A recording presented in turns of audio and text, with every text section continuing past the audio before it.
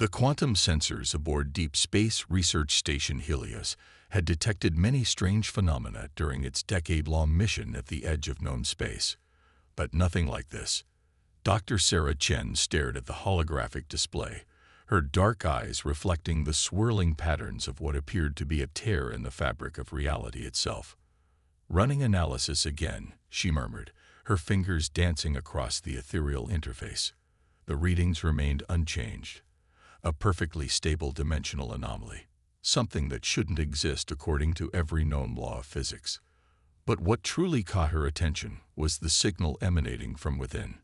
The station's AI, Apollo, spoke with its characteristic calm. "Signal analysis complete, Dr. Chen. Pattern suggests artificial origin, detecting signs of quantum entanglement encoding." Sarah leaned forward, her heart racing. "Can you decode it?" "Affirmative. Translation matrix establishing. Processing." The holographic display flickered, and a new pattern emerged. It wasn't any language Sarah recognized, but the mathematical structure was unmistakable, a repeating sequence of prime numbers, the universal signal of intelligent life. "Station log, marking time index," Sarah announced. "First contact with trans-dimensional species confirmed at 3:47 hours, Galactic Standard Time." The signal suddenly shifted, resolving into clear patterns that Apollo began translating. The message that emerged sent chills down Sarah's spine. "To any who receive this, we are the axiom. Our civilization faces extinction within a dimensional pocket we can no longer control. Our children number in the millions. We have been broadcasting for 300 cycles. You are the first to hear us." Sarah's hands trembled as she opened a channel to Earth's Special Sciences Division. Before she could speak, Apollo interrupted. "Dr. Chen, detecting multiple approaching vessels. Signatures match Galactic Council survey ships." Right on cue, her communication panel lit up with incoming transmissions. The elegant vessels of the Council's most advanced species were arriving, no doubt drawn by the same signals she detected. The first message came from the Visari, their crystalline ships gleaming like faceted jewels against the void. "Human Station Helios, this is Council Executive Zyra. We are detecting dangerous spatial distortions in your sector. Be advised. This anomaly has been classified as a Level 9 hazard. All research operations must cease immediately." Sarah took a deep breath before responding. "Executive Zyra, we've detected life signs within the anomaly. There are survivors who need." "We've analyzed the signal, Dr. Chen," Zyra interrupted, her tone carrying that particular mix of condescension and concern that the older species often used with humans. The dimensional stresses within that void would tear apart any rescue vessel. The laws of physics themselves break down within such anomalies. There is nothing to be done except study it from a safe distance. More Council ships were arriving, their sensors probing the anomaly. Sarah watched as they established a quarantine perimeter, efficiently organizing themselves to study what they saw as an interesting scientific phenomenon, not a desperate cry for help. Sarah's jaw clenched as she sent a priority message to Earth, marked for the attention of Admiral Helena Torres, commander of Humanity's Special Projects Division, the same division that had built ships to dive into the coronas of stars and weather the crushing pressures of gas giant cores. The message was simple.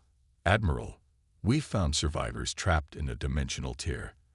The Council says rescue is impossible. Request permission to prove them wrong." Sarah knew what would happen next. The Council would debate, analyze, and ultimately decide to study the anomaly from a safe distance.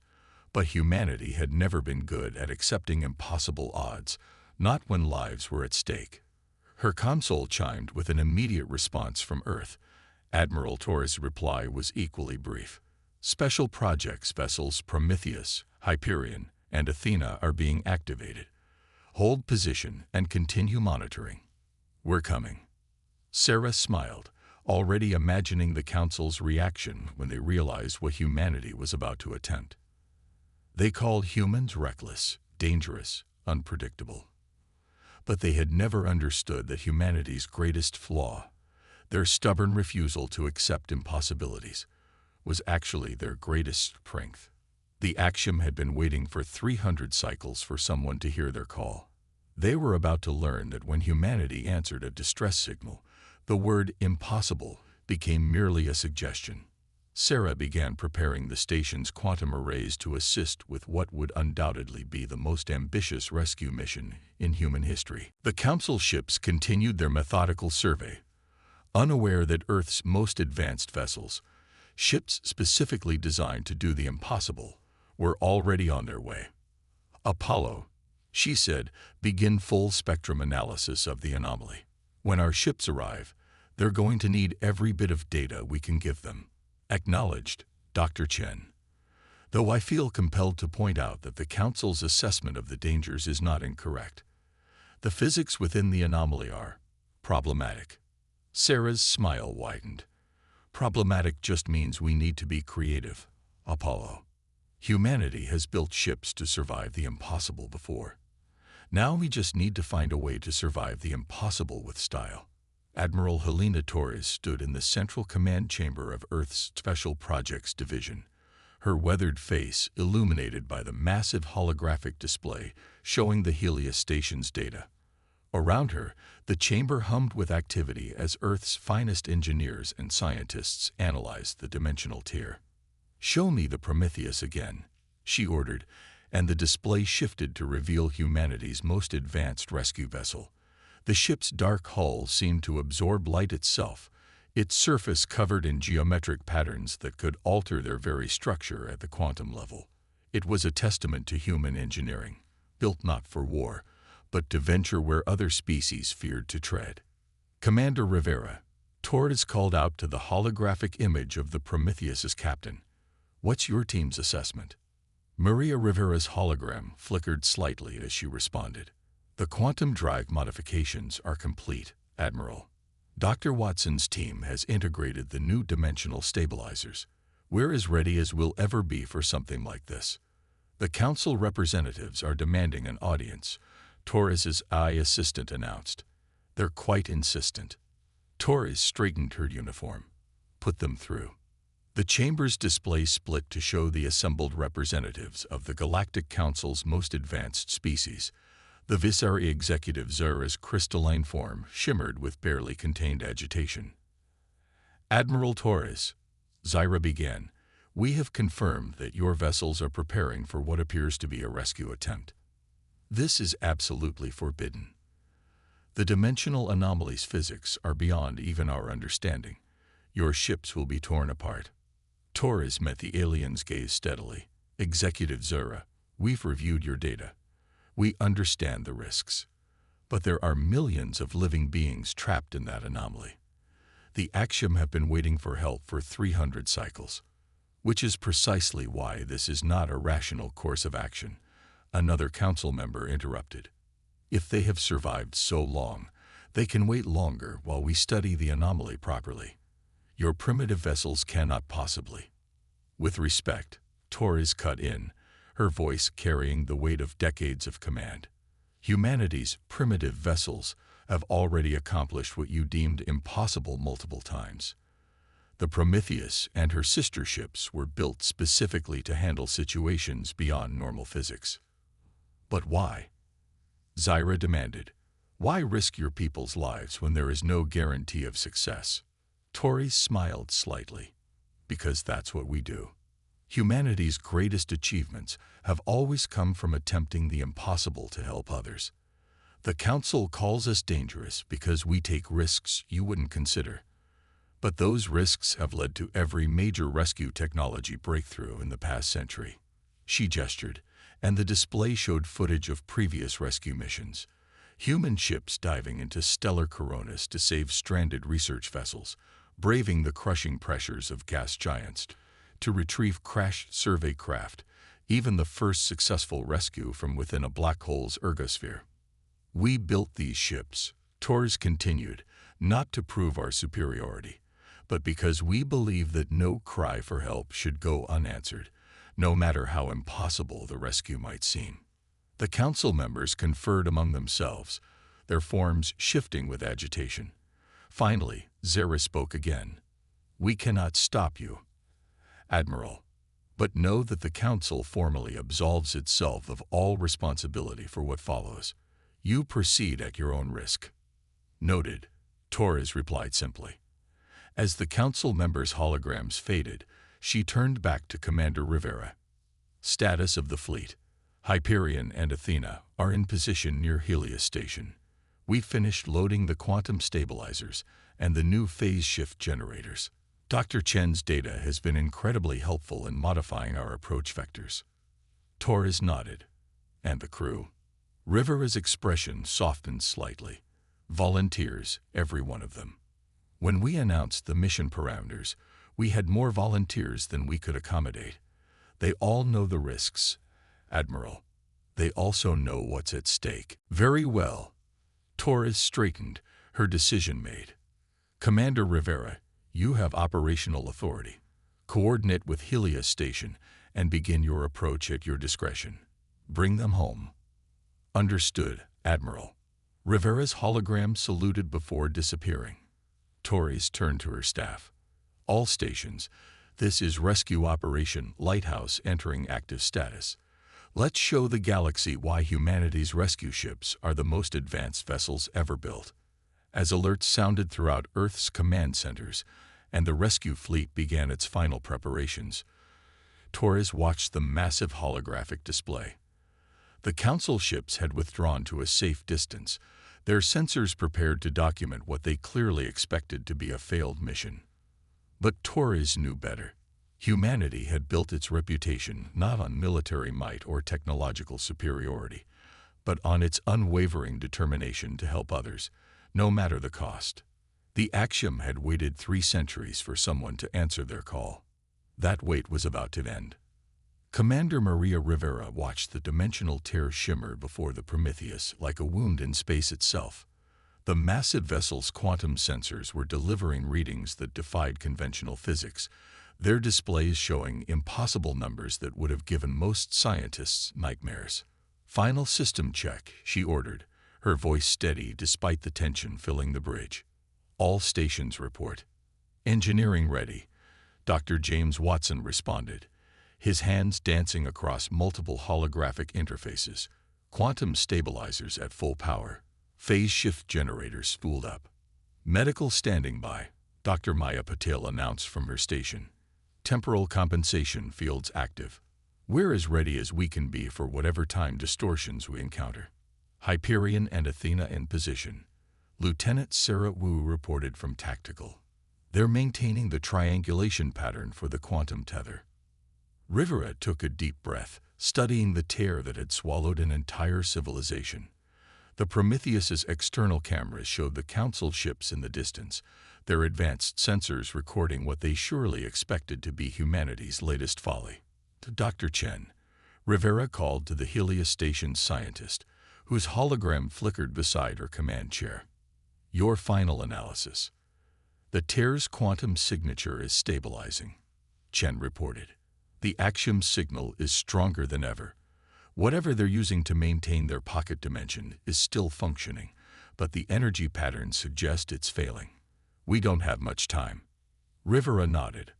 "All hands, this is the commander. Secure for dimensional transit. This is what we trained for, what we built these ships for. The Axiom have waited 300 cycles for rescue. Let's not keep them waiting any longer."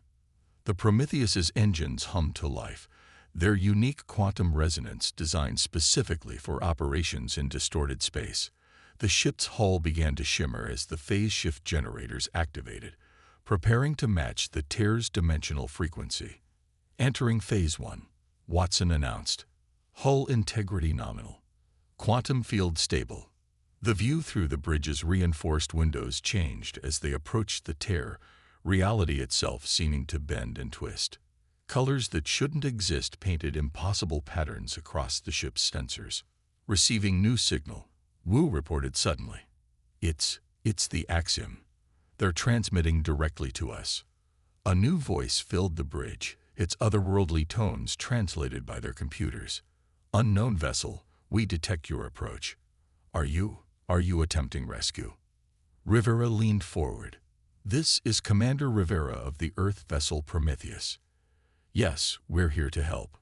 We received your distress signal." There was a pause, filled only by the rising hum of the ship's engines. When the voice returned, it carried an emotion that needed no translation. "Hope. In 300 cycles, you are the first to try. Our containment systems are failing. We had almost lost hope." "Quantum fluctuations increasing," Watson warned. "The tears responding to our approach. Physics are starting to shift." Rivera watched as reality began to warp around them. The Prometheus's hull creaked as space itself tried to tear it apart, but the quantum stabilizers held firm. This was what they were built for. "Hyperion, Athena, establish the quantum tether," Rivera ordered. "Prepare for full phase shift." The sister ships moved into position, their combined quantum fields creating a stable corridor through the increasingly chaotic space around the tear. Warning alerts filled the bridge as the laws of physics began to break down. "Multiple council ships hailing us," Wu reported. "They're demanding we abort, saying we're about to trigger a cascade failure." Rivera's jaw set firmly. "Maintain course. Dr. Watson, begin final approach sequence." The Prometheus shuddered as it entered the tear's outer boundary. Sensors screamed warnings as space-time itself twisted around them. Normal matter would have been torn apart instantly, but the ship's quantum-engineered hull held firm. "Phase shift at maximum," Watson called out, his voice strained. "Reality anchor holding at 60%, 50%. "Commander," Wu interrupted, "I'm detecting something ahead. It's massive." The view through the tear cleared momentarily, revealing a sight that left the bridge crew speechless. A vast structure hung in the twisted space before them, its architecture defying Euclidean geometry. Around it, millions of energy signatures pulsed, the axiom themselves, an entire civilization preserved in a pocket of fractured spacetime. "By all that's sacred," Chen whispered through her hologram, "they built a dimension engine. They'd been powering it for 300 cycles. And now we're going to get them out." Rivera responded, her voice carrying an iron certainty that steadied her crew. "Dr. Watson, establish quantum lock with their structure. Dr. Patel, prepare for possible temporal shock among the survivors. Lieutenant Wu, begin rescue protocol Alpha." As the Prometheus pushed deeper into the tear, its sister ships maintaining the quantum tether behind it, Rivera allowed herself a small smile. The Council had called this impossible, had said the physics couldn't work, that no ship could survive these conditions. But they had never understood that humanity's greatest strength wasn't their technology. It was their absolute refusal to abandon those in need, no matter the odds. The real rescue was about to begin. Inside the dimensional tear, reality itself seemed to flow like water. The Prometheus's quantum-reinforced hull groaned under stresses that shouldn't exist in normal space, while its sensors struggled to make sense of the impossible geometry surrounding them. "Dimensional stabilizers holding at 30%, Dr. Watson reported, his voice tense. "The tear it's trying to rewrite our matter state. The hull's quantum field is resisting, but we're burning through power reserves." Commander Rivera studied the massive structure before them. The Axiom's dimension engine, a feat of engineering that had kept an entire civilization alive in a pocket of fractured spacetime. Its surface rippled with energy patterns that defied analysis. "New transmission from the Axiom," Lieutenant Wu announced. A holographic figure materialized on the bridge, a being of pure energy, its form shifting like Aurora Borealis. "I am First Guardian Lyra." The figure spoke, its voice carrying both authority and desperate hope. "Your arrival, we had theorized that rescue might be possible, but none had ever tried. Our dimension engine cannot maintain stability much longer." Rivera stood. "We're here to help, Guardian, but we need to understand what we're dealing with. How many survivors?" 3,400,012. Lyra responded instantly. "We exist now as energy patterns, stored within the engine's quantum matrices. Our physical forms were lost during the accident that created this pocket dimension. Dr. Paddle leaned forward at her medical station. Energy patterns. You've preserved your consciousness as pure energy. It was the only way to survive, Lyra explained. But the engine's containment is failing. When it collapses, our patterns will dissipate. We will cease to exist. Suddenly, the ship shuddered violently. Warning alerts blared across every station. Quantum fluctuation. Watson shouted. The tear is becoming unstable. We've got maybe 2 hours before total collapse. Rivera's mind raced. They had prepared for physical survivors, not energy patterns. But humanity's rescue services had long learned to adapt to the impossible. Dr. Watson, she called out, could we use the quantum stabilizers to maintain their energy patterns during transfer? Watson's fingers flew across his controls. Maybe. If we reconfigure the phase shift generators, we could create a quantum tunnel stable enough to transfer their patterns. But the power requirements would drain our reserves completely, Rivera finished, leaving us trapped here when the tear collapses. Commander, Wu interrupted, Hyperion and Athena are reporting their quantum tether is weakening. The dimensional stress is increasing exponentially. Rivera turned back to Lyra's hologram. Guardian, if we create a stable quantum tunnel, can you transfer your people's patterns through it? Yes, Lyra responded immediately. We have maintained transfer protocols since our accident. But your vessel? You would sacrifice yourselves for us. Rivera smiled. That's not going to happen. Lieutenant Wu, signal Hyperion and Athena. Tell them to reconfigure their quantum tethers into a power transfer array. Dr. Watson, begin converting our stabilizers for pattern transfer. Commander, Watson protested, even with all 3 ships' power combined, we'll only have enough energy for one attempt. If anything goes wrong, then we make sure nothing goes wrong, Rivera responded firmly. This is what we do. Guardian Lyra, prepare your people. We're going to get you home. The next hour was a blur of carefully calculated risks and precise adjustments. The 3 human ships formed a complex geometric pattern, their quantum fields interlinked in ways their designers had never intended. The Dimension engine's stability continued to deteriorate, while the tear itself grew increasingly chaotic. Transfer protocols ready, Watson announced finally. Quantum tunnel forming. It's stable. Guardian, begin the transfer. The space between the ships lit up with impossible colors as 3 million consciousness patterns began streaming through the quantum tunnel. The Prometheus's power reserves dropped rapidly, its engines straining to maintain the delicate quantum fields necessary for the transfer. 90% complete, Wu reported, but the tear is beginning to collapse. We're out of time. Maintain position, Rivera ordered. We're not leaving anyone behind. The ship's structure groaned as reality itself tried to tear it apart. Warning systems screamed as power reserves approached critical levels. But the quantum tunnel held. Transfer complete, Watson shouted finally. All patterns received by Hyperion and Athena. Guardian Lyra, Rivera called out. The hologram flickered. We are saved. 300 cycles of waiting. And you have done the impossible. How can we ever? Save it for when we're all safe, Rivera interrupted. All ships, emergency quantum jump. Now.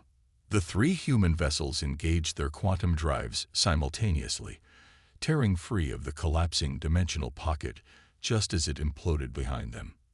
They emerged in normal space, their hulls scorched and their power cores nearly depleted, but intact. The Council ships waited at a safe distance, their sensors recording everything. But Rivera's attention was on the status reports flowing in from Hyperion and Athena, confirming the successful pattern transfer of every single Axiom survivor. They had done it. They had saved an entire civilization from an impossible situation, simply because they had refused to accept that it couldn't be done. Just another day for humanity's rescue services. 1 month after the rescue, Admiral Helena Torres stood before the Galactic Council's Grand Chamber. The vast hall was filled with representatives from hundreds of species, all gathered to discuss what many were calling the most significant rescue operation in known history.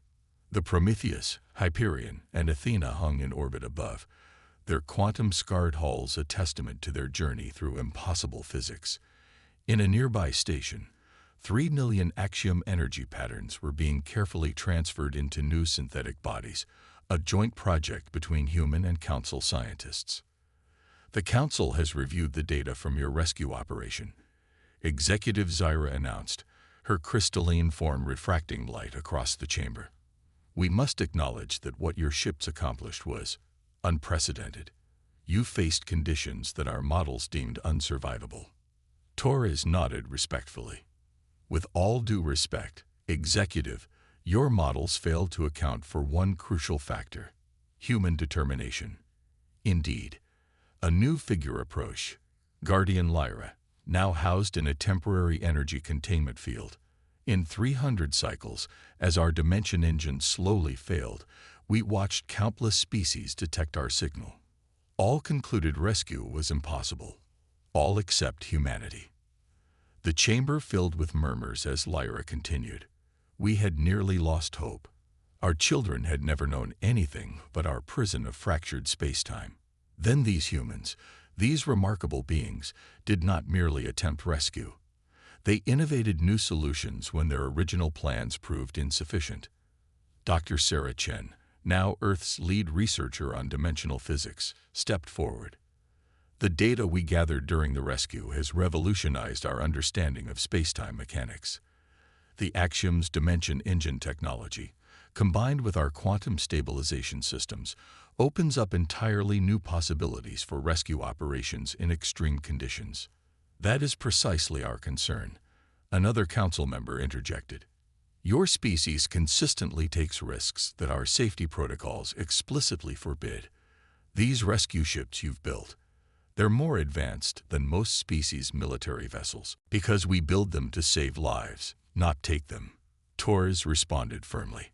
Every advancement in our rescue fleet's capabilities came from refusing to accept that someone couldn't be saved. Yes, we take risks. Yes, we push the boundaries of what's possible. But we do it because we believe that no cry for help should go unanswered. Guardian Lyra's energy form pulsed with agreement. The Council calls humans dangerous because they attempt what you deem impossible.